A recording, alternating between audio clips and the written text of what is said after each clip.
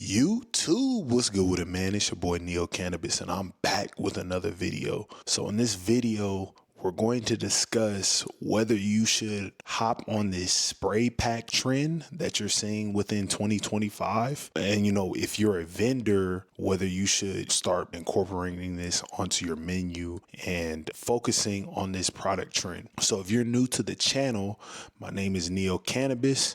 In 2018, I started a licensed cannabis delivery service based in Oakland, California. And within 2 years, I scaled that business into a 7-figure operation. Today, I teach current and prospective cannabis entrepreneurs how to start and scale their cannabis businesses. So if this sounds like something that you'd be interested in, please like, share, subscribe. You're not gonna want to miss out. Also, for anything related to this cannabis industry, I am your source, whether that's vendors, collabs, consultations, free resources. Feel free to hit my email, neocannabis1@gmail.com, and I will get you right. Without further ado, let's hop into this video. So unless you've been living under a rock for the past 1 to 2 years, there's been a huge uptick in this new spray pack trend. So if you don't know, when I say spray pack, this is when people are getting flour, and this could be like old flour, this could be just some regular flour, and then they're spraying or they're infusing these artificial terpenes into the flour, the same terpenes that they would put into carts. It's essentially the same concept. So then now you're seeing these crazy flavors like Honey Nut Cheerios or marshmallow cake s'mores or papaya cake fruit punch. It's just these crazy names that are not strains and that you never heard before. Chances are, if you hear anything like that, it's because this has been infused with artificial terpenes. And these artificial terpenes, you could just buy them online. There's hundreds of vendors online that sell these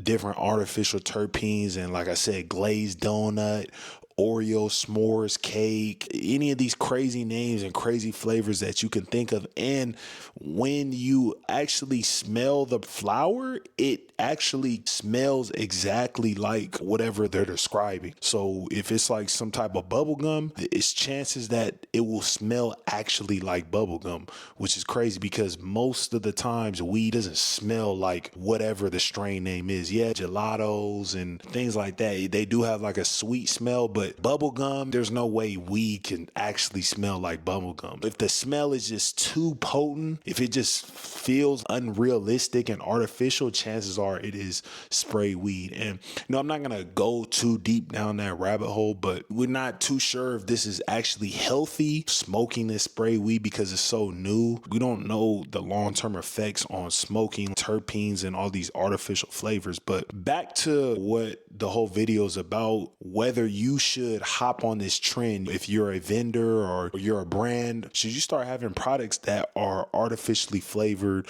with these terpenes and things of that sort? So here's my take on it. I feel like the spray pack era, this is here to stay, because if you look at the US as a whole, you go into the grocery store and you see things like, just take Cinnamon Toast Crunch. You go into the store, it's like Cinnamon Toast Crunch butter, Cinnamon Toast Crunch whipped cream, of course the Cinnamon Toast Crunch cereal, the Cinnamon Toast Crunch candy, Cinnamon Toast Crunch cereal bars, Cinnamon Toast Crunch Pop-Tarts. The US, in the times that we're in, we've amplified flavors and candies and cereals. We've made flavors a part of our daily life. Like what I said, you can buy Cinnamon Toast Crunch flavoring in almost anything. Now, since it's in weed, like all these candy and cereal weed, that's why I think it's going to be extremely popular, because it's in everything else. They've already popularized it throughout everything else that we buy in society. Me personally, I'm more so authentic and I don't like to hop on trends, but it is here to stay. I think that the consumer base, if you think about people who smoke weed, usually the consumer base, as they get older, they start getting into edibles and they start getting into oils, they stop smoking weed. But then the younger generation who is coming up on this sprayed and this infused flower, as they get older and as more and more younger people start smoking weed, they're going to want this infused flower because it's just a part of their daily life. Like, they go buy Skittles, they go get the Skittles drink, and now they go get the Skittles weed, even though Skittles is a real strain. But I'm just saying, for example, this type of overstimulation of flavors, this candy, sweet, sugary society is just in everything now. And now you're seeing it in weed, because now you're seeing all these like marshmallow, cream, cake flavors. It's not real strains, but they're becoming so popular because that's just what our society likes,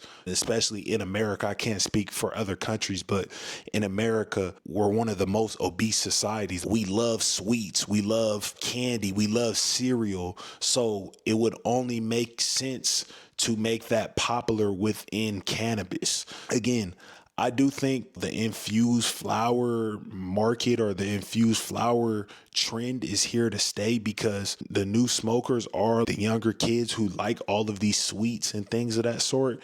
And the older crowd that is transitioning into the edibles and to the oils, those legacy strains like the Durban Poisons and the Acapulco Golds and the OGs, the Granddaddy Purps, all of those legacy strains, these younger kids don't know anything about them. Those aren't going to be popular. You know, it goes all back to supply and demand. If I'm a grower or if I'm a cultivator, I'm not going to waste my time trying to cultivate those legacy strains when I can just grow some gelato and then just spray it with all these different fake artificial terpenes and run it up that way.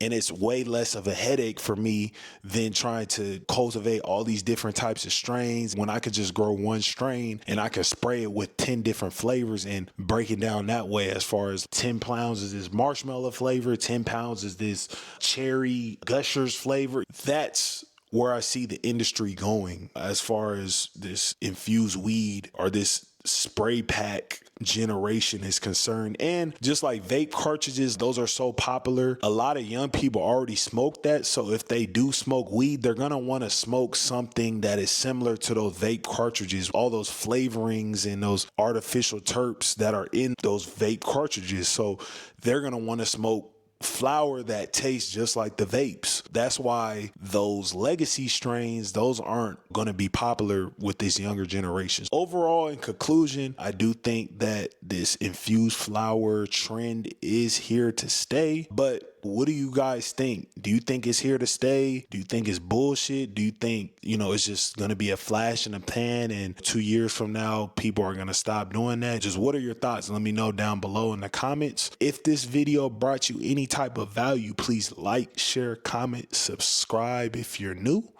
And until next time, peace. I'm out.